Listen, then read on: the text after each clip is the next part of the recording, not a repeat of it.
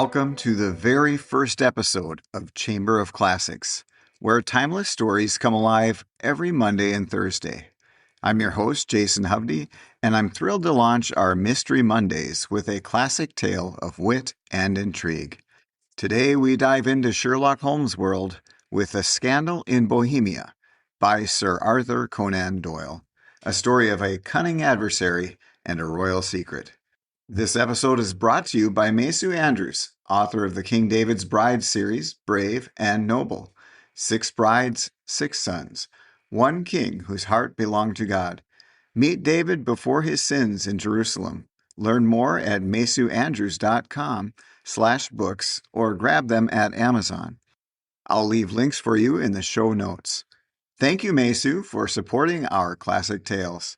If you love diving into stories like these, hit subscribe on your favorite podcast platform to join us every Monday for mysteries and Thursday for heartwarming shorts.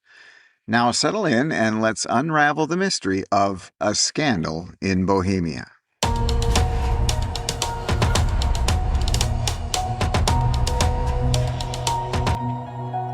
To Sherlock Holmes, she is always the woman.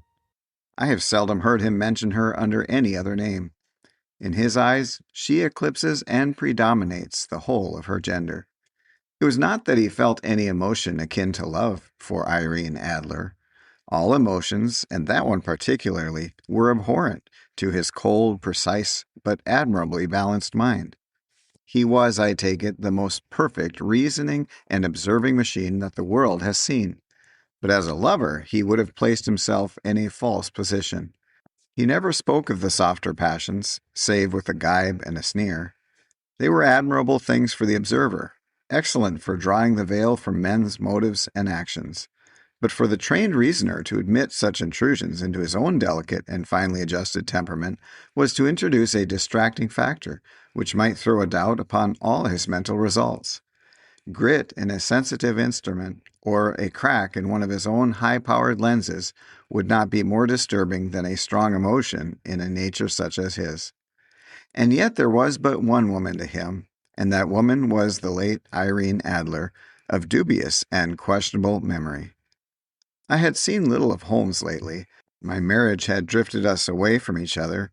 My own complete happiness and home-centered interests, which rise up around a man who first finds himself master of his own establishment, were sufficient to absorb all my attention, while Holmes, who loathed every form of society with his whole Bohemian soul, remained in our lodgings in Baker Street, buried among his old books and alternating from week to week between cocaine and ambition, the drowsiness of the drug and the fierce energy of his own keen nature. He was still, as ever, deeply attracted by the study of crime, and occupied his immense faculties and extraordinary powers of observation in following out those clues and clearing up those mysteries which had been abandoned as hopeless by the official police. From time to time I heard some vague account of his doings, of his summons to Odessa in the case of the Trepoff murder, of his clearing up of the singular tragedy of the Atkinson brothers at Trincomalee, and finally of the mission which he had accomplished so delicately and successfully for the reigning family of Holland. Beyond these signs of his activity, however, which I merely shared with all the readers of the daily press, I knew little of my former friend and companion.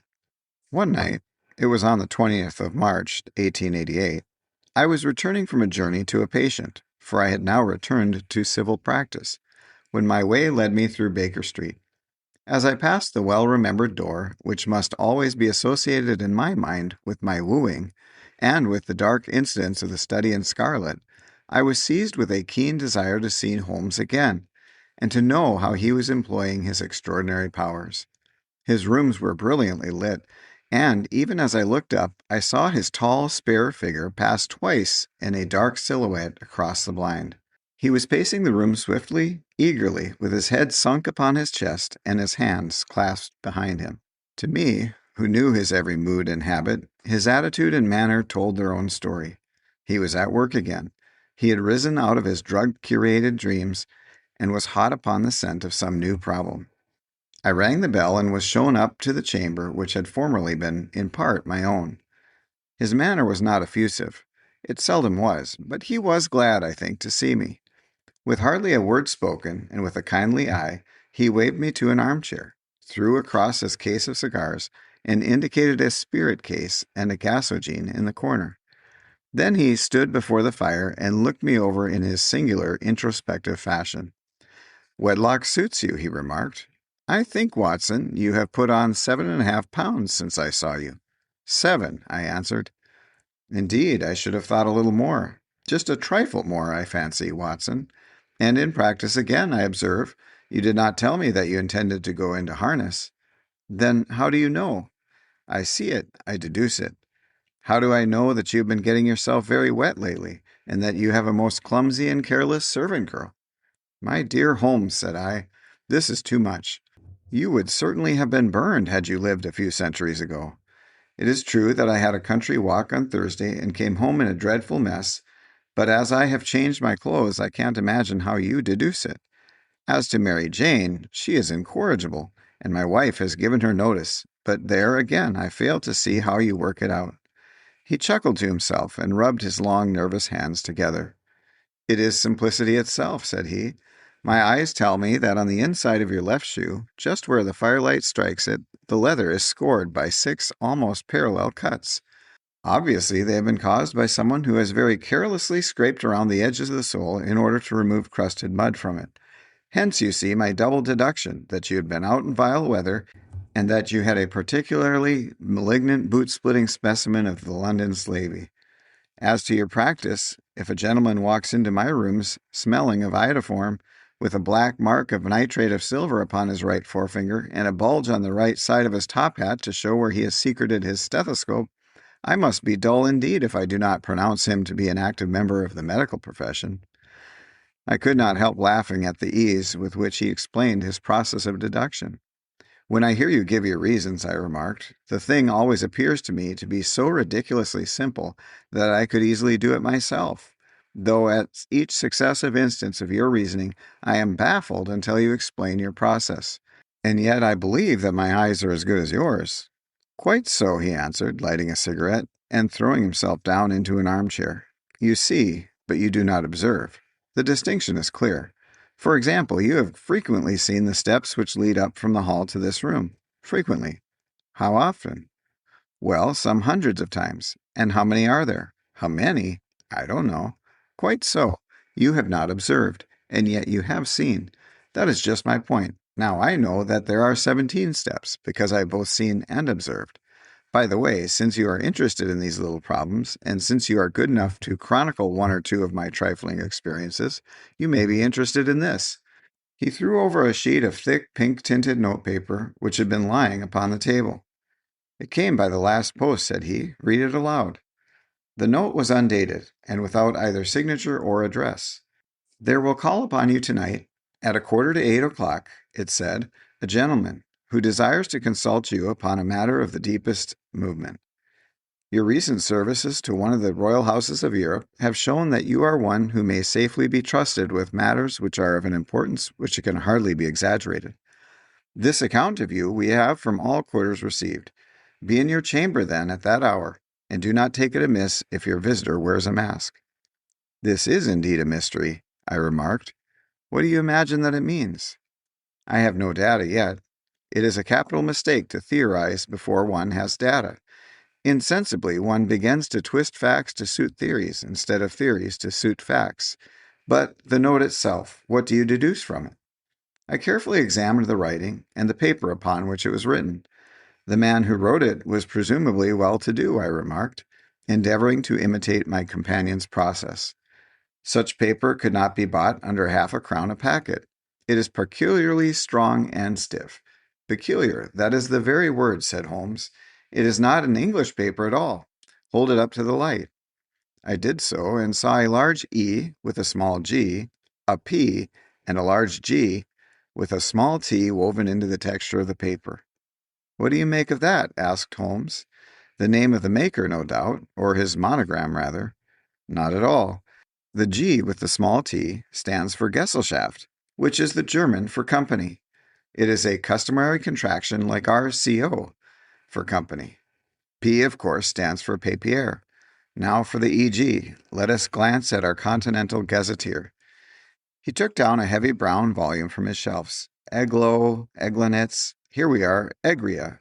It is in a German-speaking country, in Bohemia, not far from Carlsbad. Remarkable as being the scene of the death of Wallenstein and for its numerous glass factories and paper mills. Ha ha, my boy, what do you make of that? His eyes sparkled and he sent up a great blue triumphant cloud from his cigarette. The paper was made in Bohemia, I said. Precisely. And the man who wrote the note is a German. Do you note the peculiar construction of the sentence? This account of you we have from all quarters received. A Frenchman or Russian could not have written that. It is the German who is so uncourteous to his verbs. It only remains, therefore, to discover what is wanted by this German, who writes upon Bohemian paper and prefers wearing a mask to showing his face. And here he comes, if I am not mistaken, to resolve all our doubts. As he spoke, there was a sharp sound of horses' hoofs and grating wheels against the curb, followed by a sharp pull at the bell. Holmes whistled. A pair, by the sound, said he. Yes, he continued, glancing out of the window. A nice little brougham and a pair of beauties, 150 guineas apiece. There's money in this case, Watson, if there is nothing else. I think that I had better go, Holmes. Not a bit, Doctor. Stay where you are. I am lost without my Boswell. And this promises to be interesting. It would be a pity to miss it. But your client, never mind him. I may want your help, and so may he. Here he comes. Sit down in that armchair, Doctor, and give us your best attention. A slow and heavy step, which had been heard upon the stairs and in the passage, paused immediately outside the door. Then there was a loud and authoritative tap. Come in, said Holmes. A man entered who could hardly have been less than 6 feet 6 inches in height, with the chest and limbs of a Hercules. His dress was rich with the richness which would, in England, be looked upon as akin to bad taste. Heavy bands of astrakhan were slashed across the sleeves and fronts of his double-breasted coat, while the deep blue cloak which was thrown over his shoulders was lined with flame-colored silk and secured at the neck with a brooch which consisted of a single flaming beryl. Boots which extended halfway up his calves and which were trimmed at the tops with rich brown fur completed the impression of barbaric opulence which was suggested by his whole appearance. He carried a broad-brimmed hat in his hand, while he wore across the upper part of his face, extending down past the cheekbones, a black visored mask, which he had apparently adjusted that very moment, for his hand was still raised to it as he entered. From the lower part of his face, he appeared to be a man of strong character, with a thick, hanging lip, and a strong, straight chin, suggestive of resolution pushed to the length of obstinacy. You had my note? He asked with a deep, harsh voice and a strongly marked German accent. I told you that I would call. He looked from one to the other of us, as if uncertain which to address. Pray take a seat, said Holmes. This is my friend and colleague, Dr. Watson, who is occasionally good enough to help me in my cases. Whom may I have the honor to address? You may address me as Count von Kram, a Bohemian nobleman. I understand that this gentleman, your friend, is a man of honor and discretion, whom I may trust with a matter of the most extreme importance. If not, I should much prefer to communicate with you alone. I rose to go, but Holmes caught me by the wrist and pushed me back into my chair. It is both or none, said he. You may say before this gentleman anything which you may say to me. The Count shrugged his broad shoulders. Then I must begin, said he, by binding you both to absolute secrecy for 2 years. At the end of that time, the matter will be of no importance. At present, it is not too much to say that it is of such weight that it may have an influence upon European history. I promise, said Holmes, and I. You will excuse this mask, continued our strange visitor. The august person who employs me wishes his agent to be unknown to you, that I may confess at once the title by which I have just called myself is not exactly my own. I was aware of it, said Holmes dryly. The circumstances are of great delicacy, and every precaution has to be taken to quench what might grow to be an immense scandal and seriously compromise one of the reigning families of Europe. To speak plainly, the matter implicates the great house of Ormstein, hereditary kings of Bohemia. I was also aware of that, murmured Holmes, settling himself down in his armchair and closing his eyes. Our visitor glanced with some apparent surprise at the languid, lounging figure of the man who had been no doubt depicted to him as the most incisive reasoner and most energetic agent in Europe. Holmes slowly reopened his eyes and looked impatiently at his gigantic client. "If your Majesty would condescend to state your case," he remarked, "I should be better able to advise you." The man sprang from his chair and paced up and down the room with uncontrollable agitation. Then, with a gesture of desperation, he tore the mask from his face and hurled it upon the ground. "You are right," he cried. "I am the king. Why should I attempt to conceal it?" "Why indeed?" murmured Holmes. "Your Majesty had not spoken before I was aware that I was addressing Wilhelm Gottfried Sigmund von Ormstein, Grand Duke of Cassel Felstein and hereditary King of Bohemia." "But you can understand," said our strange visitor, sitting down once more and passing his hand over his high, white forehead, "you can understand that I am not accustomed to doing such business in my own person. Yet the matter was so delicate that I could not confide it to an agent without putting myself in his power. I have come incognito from Prague for the purpose of consulting you." "Then pray consult," said Holmes, shutting his eyes once more. "The facts are briefly these. Some 5 years ago, during a lengthy visit to Warsaw, I made the acquaintance of the well-known adventuress, Irene Adler. The name is no doubt familiar to you." "Kindly look up her name in my index, Doctor," murmured Holmes without opening his eyes. For many years he had adopted a system of docketing all paragraphs concerning men and things, so that it was difficult to name a subject or a person on which he could not at once furnish information. In this case, I found her biography sandwiched in between that of a Hebrew rabbi and that of a staff commander who had written a monograph upon the deep-sea fishes. "Let me see," said Holmes. Born in New Jersey in the year 1858, contralto, La Scala, Prima donna, Imperial Opera of Warsaw, yes. Retired from operatic stage, Living in London, quite so. Your Majesty, as I understand, became entangled with this young person, wrote her some compromising letters, and is now desirous of getting those letters back." "Precisely so. But how? Was there a secret marriage?" "No." "No legal papers or certificates?" "None." "Then I fail to follow, your Majesty. If this young person should produce her letters for blackmailing or other purposes, how is she to prove their authenticity?" "There is the writing." "Pooh, pooh, forgery. My private notepaper, stolen. My own seal, imitated. My photograph, bought.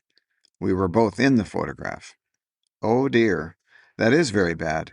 Your Majesty has indeed committed an indiscretion." "I was mad, insane." "You have compromised yourself seriously." "I was only crown prince then. I was young. I am but 30 now." "It must be recovered. We have tried and failed. Your Majesty must pay. It must be bought. She will not sell." "Stolen, then." 5 attempts have been made. Twice burglars in my pay ransacked her house. Once we diverted her luggage when she traveled. Twice she has been waylaid. There has been no result." "No sign of it?" "Absolutely none." Holmes laughed. "It is quite a pretty little problem," said he. "But a very serious one to me," returned the king reproachfully.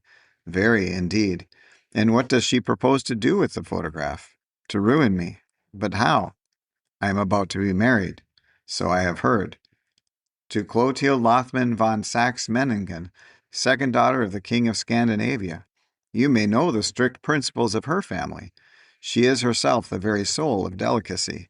A shadow of a doubt as to my conduct would bring the matter to an end." "And Irene Adler?" "Threatens to send them the photograph." "And she will do it." "I know that she will do it. You do not know her, but she has the soul of steel. She has the face of the most beautiful of women and the mind of the most resolute of men. Rather than I should marry another woman, there are no lengths to which she would not go. None." "You are sure that she has not sent it yet?" "I am sure." "And why?" "Because she had said that she would send it on the day when the betrothal was publicly proclaimed.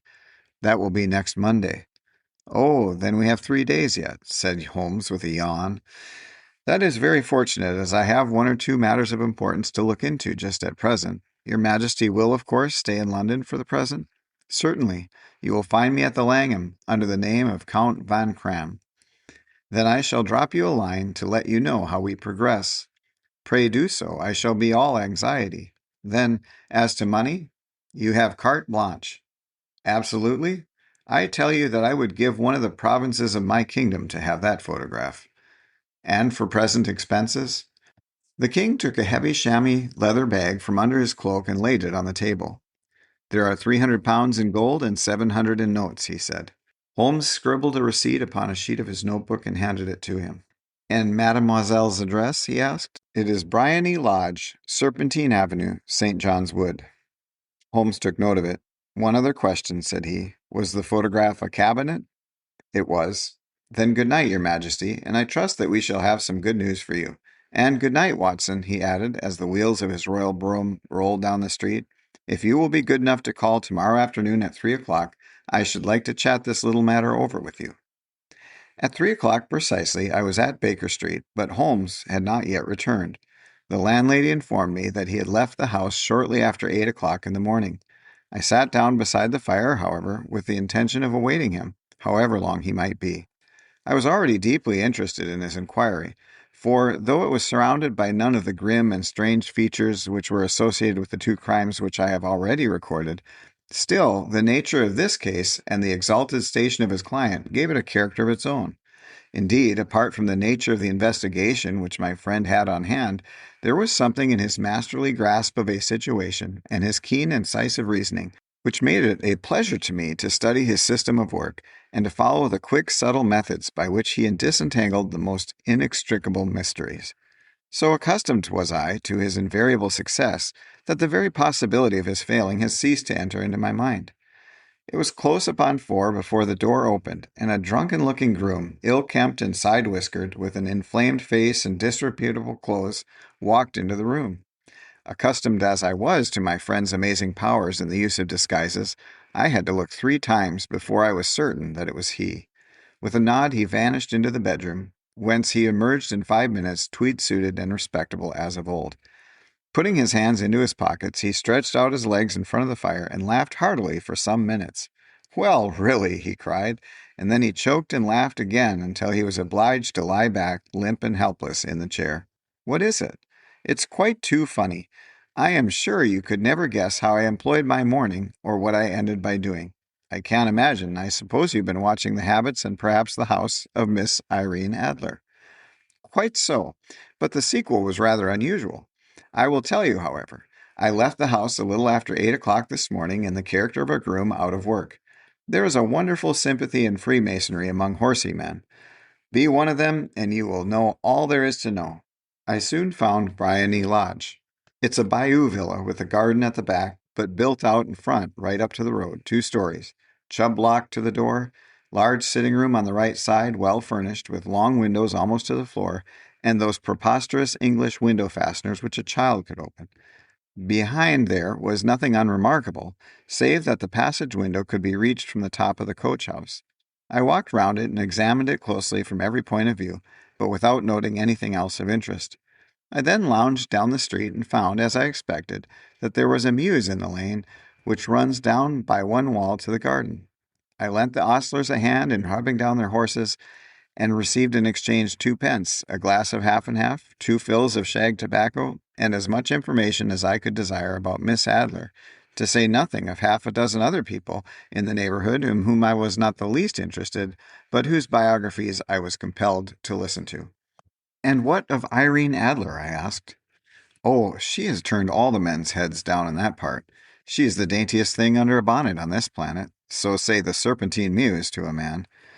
She lives quietly, sings at concerts, drives out at 5 every day, and returns at 7 sharp for dinner.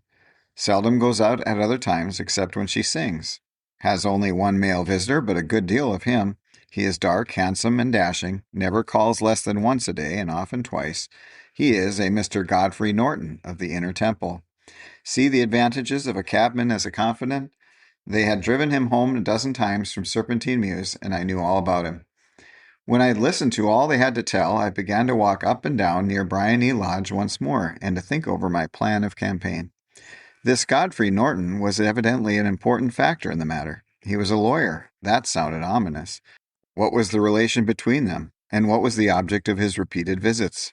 Was she his client, his friend, or his mistress? If the former, she had probably transferred the photograph to his keeping. If the latter, it was less likely. On the issue of this question depended whether I should continue my work at Bryony Lodge or turn my attention to the gentlemen's chambers in the Temple. It was a delicate point, and it widened the field of my inquiry.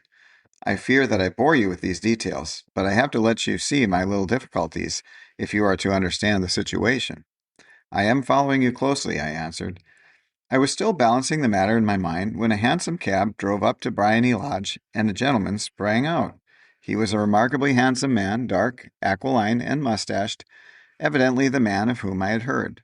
He appeared to be in a great hurry, shouted to the cabman to wait, and brushed past the maid who opened the door with the air of a man who was thoroughly at home. He was in the house about half an hour, and I could catch glimpses of him in the windows of the sitting room, pacing up and down, talking excitedly, and waving his arms. Of her I could see nothing. Presently he emerged, looking even more flurried than before. As he stepped up to the cab, he pulled a gold watch from his pocket and looked at it earnestly. "Drive like the devil," he shouted, "first to Gross and Hackney's in Regent Street, and then to the Church of St. Monica in the Edgware Road. Half a guinea if you can do it in 20 minutes. Away they went, and I was just wondering whether I should not do well to follow them when up the lane came a neat little landau, the coachman with his coat only half buttoned and his tie under his ear, while all the tags of his harness were sticking out of the buckles. It hadn't pulled up before she shot out of the hall door and into it. I only caught a glimpse of her at the moment, but she was a lovely woman, with a face that a man might die for. "The Church of St. Monica, John," she cried, "and half a sovereign if you reach it in 20 minutes. This was quite too good to lose, Watson. I was just balancing whether I should run for it or whether I should perch behind her landau when a cab came through the street. The driver looked twice at such a shabby fare, but I jumped in before he could object. "The Church of St. Monica," said I, "and half a sovereign if you reach it in 20 minutes. It was 25 minutes to 12, and of course it was clear enough what was in the wind. My cabby drove fast. I don't think I ever drove faster, but the others were there before us. The cab and the landau with their steaming horses were in front of the door when I arrived. I paid the man and hurried into the church. There was not a soul there save the two whom I had followed and a clergyman who seemed to be expostulating with them. They were all three standing in a knot in front of the altar. I lounged up the side aisle like any other idler who has dropped into a church. Suddenly, to my surprise, the three at the altar faced round to me, and Godfrey Norton came running as hard as he could toward me. "Thank God," he cried. "You'll do. Come, come." "What then?" I asked. "Come, man, come. Only 3 minutes or it won't be legal." I was half dragged up to the altar, and before I knew where I was, I found myself mumbling responses which were whispered in my ear, and vouching for things of which I knew nothing, and generally assisting in the secure tying up of Irene Adler, spinster, to Godfrey Norton, bachelor. It was all done in an instant, and there was the gentleman thanking me on the one side and the lady on the other, while the clergyman beamed on me in front. It was the most preposterous position in which I ever found myself in my life, and it was the thought of it that started me laughing just now. It seems that there had been some informality about their license, that the clergyman absolutely refused to marry them without a witness of some sort, and that my lucky appearance saved the bridegroom from having to sally out into the streets in search of a best man. The bride gave me a sovereign, and I mean to wear it on my watch chain in memory of the occasion. "This is a very unexpected turn of affairs," said I. "And what then?" "Well, I found my plans very seriously menaced. It looked as if the pair might take an immediate departure, and so necessitate very prompt and energetic measures on my part. At the church door, however, they separated, he driving back to the temple, and she to her own house. "I shall drive out in the park at 5 as usual," she said, as she left him. I heard no more. They drove away in different directions, and I went off to make my own arrangements, which are "some cold beef and a glass of beer," he answered, ringing the bell. "I have been too busy to think of food, and I am likely to be busier still this evening. By the way, doctor, I shall want your cooperation." "I shall be delighted." "You don't mind breaking the law?" "Not in the least." "Nor running a chance of arrest?" "Not in a good cause." "Oh, the cause is excellent." "Then I am your man. I was sure that I might rely on you. But what is it you wish?" "When Mrs. Turner has brought in the tray, I will make it clear to you. Now," he said as he turned hungrily on the simple fare that our landlady had provided, "I must discuss it while I eat, for I have not much time. It is nearly 5 now. In 2 hours we must be on the scene of action. Miss Irene, or Madam rather, returns from her drive at 7. We must be at Bryony Lodge to meet her." "And what then?" "You must leave that to me. I have already arranged what is to occur. There is only one point on which I must insist. You must not interfere, come what may. You understand?" I am to be neutral, to do nothing whatsoever. There will probably be some small unpleasantness. Do not join in it. It will end in my being conveyed into the house. 4 or 5 minutes afterward, the sitting room window will open. You are to station yourself close to that open window. Yes. You are to watch me, for I will be visible to you. Yes. And when I raise my hand, so, you will throw into the room what I give you to throw, and will at the same time raise the cry of fire. You quite follow me? Entirely. It is nothing very formidable, he said, taking a long cigar-shaped roll from his pocket. It is an ordinary plumber's smoke rocket, fitted with a cap at either end to make it self-lighting. Your task is confined to that. When you raise your cry of fire, it will be taken up by quite a number of people. You may then walk to the end of the street, and I will rejoin you in 10 minutes. I hope I have made myself clear. I am to remain neutral, to get near the window, to watch you, and at the signal throw in this object, and then raise the cry of fire and wait for you at the corner of the street. Precisely. Then you may entirely rely on me. That is excellent. I think perhaps it is almost time that I prepare for the new role that I have to play. He disappeared into his bedroom and returned in a few minutes in the character of an amiable and simple-minded nonconformist clergyman. His broad black hat, his baggy trousers, his white tie, his sympathetic smile, and general look of peering and benevolent curiosity were such as Mr. John Hare alone could have equaled. It was not merely that Holmes changed his costume. His expression, his manner, his very soul seemed to vary with every fresh part that he assumed. The stage lost a fine actor, even as science lost an acute reasoner when he became a specialist in crime. It was 6:15 when we left Baker Street, and it still wanted 10 minutes to the hour when we found ourselves in Serpentine Avenue.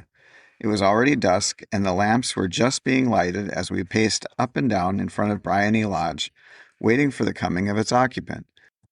The house was just such as I had pictured it from Sherlock Holmes' succinct description, but the locality appeared to be less private than I expected. On the contrary, for a small street in a quiet neighborhood, it was remarkably animated. There was a group of shabbily dressed men smoking and laughing in a corner, a scissors grinder with his wheel, 2 guardsmen who were flirting with a nurse girl, and several well-dressed young men who were lounging up and down with cigars in their mouths. You see, remarked Holmes as we paced to and fro in front of the house, this marriage rather simplifies matters. The photograph becomes a double-edged weapon now. The chances are that she would be as averse to it being seen by Mr. Godfrey Norton as our client is to its coming to the eyes of his princess. Now the question is, where are we to find the photograph? Where indeed? It is most unlikely that she carries it about with her. It is cabinet size, too large for easy concealment about a woman's dress. She knows that the king is capable of having her waylaid and searched. 2 attempts of the sort have already been made. We may take it, then, that she does not carry it about with her. Where, then? Her banker or her lawyer? There is that double possibility, but I am inclined to think neither. Women are naturally secretive, and they like to do their own secreting. Why should she hand it over to anyone else? She could trust her own guardianship, but she could not tell what indirect or political influence might be brought to bear upon a businessman. Besides, remember that she must be resolved to use it within a few days. It must be where she can lay her hands upon it. It must be in her own house. But it has twice been burgled. Ah, but they did not know how to look. But how will you look? I will not look. What then? I will get her to show me, but she will refuse. She will not be able to. But I hear the rumble of wheels. It is her carriage. Now carry out my orders to the letter. As he spoke, the gleam of the side lights of a carriage came round the curve of the avenue. It was a smart little landau which rattled up to the door of Bryony Lodge. As it pulled up, one of the loafing men at the corner dashed forward to open the door in hope of earning a copper, but was elbowed away by another loafer who had rushed up with the same intention. A fierce quarrel broke out, which was increased by the 2 guardsmen who took sides with one of the loungers, and by the scissors grinder who was equally hot upon the other side. A blow was struck, and in an instant the lady, who had stepped out of her carriage, was the center of a little knot of flushed and struggling men, who struck savagely at each other with their fists and sticks. Holmes dashed into the crowd to protect the lady, but just as he reached her, he gave a cry and dropped to the ground with the blood running freely down his face. At his fall, the guardsmen took to their heels in one direction and the loungers in the other, while a number of better dressed people who had watched the scuffle without taking part in it crowded in to help the lady and to attend the injured man. Irene Adler, as I will still call her, had hurried up the steps, but she stood at the top with her superb figure outlined against the lights of the hall, looking back into the street. "Is the poor gentleman much hurt?" she asked. "He is dead," cried several voices. "No, no, there's life in him," shouted another. "But he'll be gone before you can get him to the hospital." "He's a brave fellow," said a woman. "They would have had the lady's purse and watch if it hadn't been for him. They were a gang, and a rough one, too. Ah, he's breathing now. He can't lie in the street. May we bring him in, ma'am?" "Surely, bring him into the sitting room. There is a comfortable sofa. This way, please." Slowly and solemnly he was borne into Bryony Lodge and laid out in the principal room, while I still observed the proceedings from my post by the window. The lamps had been lit, but the blinds had not been drawn, so that I could see Holmes as he lay upon the couch. I do not know whether he was seized with compunction at that moment for the part he was playing, but I know I never felt more heartily ashamed of myself in my life when I saw the beautiful creature against whom I was conspiring, or the grace and kindliness with which she waited upon the injured man. And yet it would be the blackest treachery to Holmes to draw back now from the part which he had entrusted to me. I hardened my heart and took the smoke rocket from under my ulster. After all, I thought, we are not injuring her. We are but preventing her from injuring another. Holmes had sat up upon the couch, and I saw him motion like a man who is in need of air. A maid rushed across and opened the window. At the same instant, I saw him raise his hand, and at the signal I tossed my rocket into the room with a cry of fire. The word was no sooner out of my mouth than the whole crowd of spectators, well-dressed and ill, gentlemen, ostlers, and servant maids, joined in the general shriek of fire. Thick clouds of smoke curled through the room and out at the open window. I caught a glimpse of rushing figures, and in a moment later the voice of Holmes from within, assuring them that it was a false alarm. Slipping through the shouting crowd, I made my way to the corner of the street, and in 10 minutes was rejoiced to find my friend's arm in mine and to get away from the scene of uproar. He walked swiftly and in silence for some minutes until we had turned down one of the quiet streets which leads to the Edgware Road. "You did it very nicely, Doctor," he remarked. "Nothing could have been better. It is all right. You have the photograph?" "I know where it is." "And how did you find out?" "She showed me, as I told you she would." "I am still in the dark." "I do not wish to make a mystery," said he, laughing. "The matter was perfectly simple. You, of course, saw that everyone in the street was an accomplice. They were all engaged for the evening. I guessed as much. Then, when the row broke out, I had a little moist red paint in the palm of my hand. I rushed forward, fell down, clapped my hand to my face, and became a piteous spectacle. It's an old trick. That also I could fathom. Then they carried me in. She was bound to have me in. What else could she do? And into the sitting room, which was the very room which I suspected. It lay between that and her bedroom, and I was determined to see which. They laid me on a couch. I motioned for air. They were compelled to open a window, and you had your chance. How did that help you? It was all important. When a woman thinks her house is on fire, her instinct is at once to rush to the thing which she values most. It is a perfectly overpowering impulse, and I have more than once taken advantage of it. In the case of the Darlington substitution scandal, it was of use to me, and also in the Arnsworth Castle business. A married woman grabs at her baby. An unmarried one reaches for her jewel box. Now it was clear to me that Our Lady of today had nothing in the house more precious to her than what we are in quest of. She would rush to secure it. The alarm of fire was admirably done. The smoke and shouting were enough to shake nerves of steel. She responded beautifully. The photograph is in a recess behind the sliding paddle just above the right bell pull. She was there in an instant, and I caught a glimpse of it as she half drew it out. When I cried out that it was a false alarm, she replaced it, glanced at the rocket, rushed from the room, and I have not seen her since. I rose and, making my excuse, escaped from the house. I hesitated whether to attempt to secure the photograph at once, but the coachman had come in, and as he was watching me narrowly, it seemed safer to wait. A little over-precipitance may ruin all. "And now?" I asked. "Our quest is practically finished. I shall call with the king tomorrow, and with you, if you care to come with us. We will be shown into the sitting room to wait for the lady, but it is probable that when she comes she may find neither us nor the photograph. It might be a satisfaction to His Majesty to regain it with his own hands. And when will you call?" "At 8 in the morning. She will not be up, so that we shall have a clear field. Besides, we must be prompt, for this marriage may mean a complete change in her life and habits.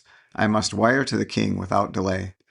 We had reached Baker Street and had stopped at the door. He was searching his pockets for the key when someone passing said, "Good night, Mr. Sherlock Holmes." There were several people on the pavement at the time, but the greeting appeared to come from a slim youth in an ulster who had hurried by. "I've heard that voice before," said Holmes, staring down the dimly lit street. "Now I wonder who the deuce that could have been." I slept at Baker Street that night, and we were engaged upon our toast and coffee in the morning when the King of Bohemia rushed into the room. "You have really got it?" he cried, grasping Sherlock Holmes by either shoulder and looking eagerly into his face. "Not yet. But you have hopes?" "I have hopes." "Then come. I am all impatience to be gone." "We must have a cab." "No, my brougham is waiting." "Well, that will simplify matters." We descended and started off once more for Briony Lodge. "Irene Adler is married," remarked Holmes. "Married? When?" "Yesterday." "But to whom?" "To an English lawyer named Norton." "But she could not love him." "I am in hopes that she does." "And why in hopes?" "Because it would spare your Majesty all fear of future annoyance. If the lady loves her husband, she does not love your Majesty. If she does not love your Majesty, there is no reason why she should interfere with your Majesty's plan." "It is true. And yet, well, I wish she had been of my own station. What a queen she would have made." He relapsed into a moody silence, which was not broken until we drew up Serpentine Avenue. The door of Briony Lodge was open, and an elderly woman stood upon the steps. She watched us with a sardonic eye as we stepped from the brougham. "Mr. Sherlock Holmes, I believe," said she. "I am Mr. Holmes," answered my companion, looking at her with a questioning and rather startled gaze. "Indeed, my mistress told me that you were likely to call. She left this morning with her husband by the 5:15 train from Charing Cross for the Continent." "What?" Sherlock Holmes staggered back, white with chagrin and surprise. "Do you mean that she has left England?" "Never to return." "And the papers?" asked the king hoarsely. "All is lost." "We shall see." He pushed past the servant and rushed into the drawing-room, followed by the king and myself. The furniture was scattered about in every direction, with dismantled shelves and open drawers, as if the lady had hurriedly ransacked them before her flight. Holmes rushed at the bell-pull, tore back a small sliding shutter, and plunging in his hand, pulled out a photograph and a letter. The photograph was of Irene Adler herself in evening dress. The letter was superscribed to Sherlock Holmes, Esquire, to be left till called for. My friend tore it open, and we all three read it together. It was dated at midnight of the preceding night, and ran in this way: "My dear Mr. Sherlock Holmes, you really did it very well. You took me in completely. Until after the alarm of fire, I had not a suspicion. But then, when I found how I had betrayed myself, I began to think. I had been warned against you months ago. I had been told that if the king employed an agent, it would certainly be you. And your address had been given me. Yet with all this, you made me reveal what you wanted to know. Even after I became suspicious, I found it hard to think evil of such a dear, kind old clergyman. But you know, I have been trained as an actress myself. Male costume is nothing new to me. I often take advantage of the freedom which it gives. I sent John, the coachman, to watch you, ran upstairs, got into my walking clothes, as I call them, and came down just as you departed. Well, I followed you to your door, and so made sure that I was really an object of interest to the celebrated Mr. Sherlock Holmes. Then I, rather imprudently, wished you good night, and started for the temple to see my husband. We both thought the best resource was flight when pursued by so formidable an antagonist. So you will find the nest empty when you call tomorrow. As to the photograph, your client may rest in peace. I love and am loved by a better man than he. The king may do what he will without hindrance from one whom he has cruelly wronged. I keep it only to safeguard myself and to preserve a weapon which will always secure me from any steps which he might take in the future. I leave a photograph which he might care to possess, and I remain, dear Mr. Sherlock Holmes, very truly yours, Irene Norton, née Adler. "What a woman! Oh, what a woman!" cried the King of Bohemia, when we had all three read this epistle. "Did I not tell you how quick and resolute she was? Would she not have made an admirable queen? Is it not a pity that she were not on my level?" From what I have seen of the lady, she seems indeed to be on a very different level to your Majesty, said Holmes coldly. I am sorry that I have not been able to bring your Majesty's business to a more successful conclusion. On the contrary, my dear sir, cried the king, nothing could be more successful. I know that her word is inviolate. The photograph is now as safe as if it were in the fire. I am glad to hear your Majesty say so. I am immensely indebted to you. Pray tell me in what way I can reward you. This ring, he slipped an emerald snake ring from his finger and held it out upon the palm of his hand. Your Majesty has something which I should value even more highly, said Holmes. You have but to name it. This photograph. The king stared at him in amazement. Irene's photograph? He cried. Certainly, if you wish it. I thank your Majesty. Then there is no more to be done in the matter. I have the honor to wish you a very good morning. He bowed, and turning away without observing the hand which the king had stretched out to him, he set off in my company for his chambers. And that was how a great scandal threatened to affect the kingdom of Bohemia, and how the best plans of Mr. Sherlock Holmes were beaten by a woman's wit. He used to make merry over the cleverness of women, but I have not heard him do it of late, and when he speaks of Irene Adler, or when he refers to her photograph, it is always under the honorable title of the woman. That's all for today's Mystery Monday with Sherlock Holmes, A Scandal in Bohemia by Sir Arthur Conan Doyle. I hope you enjoyed unraveling this classic tale with us. If you loved it, please hit subscribe on your favorite podcast platform to join us every Monday for more mysteries and Thursdays for heartwarming stories. Don't miss classic Christmas stories unfolding daily holiday magic throughout the Christmas season right now on our other podcast, which we will link in the show notes. Thank you for listening, and we'll see you Thursday for a cozy tale in Chamber of Classics.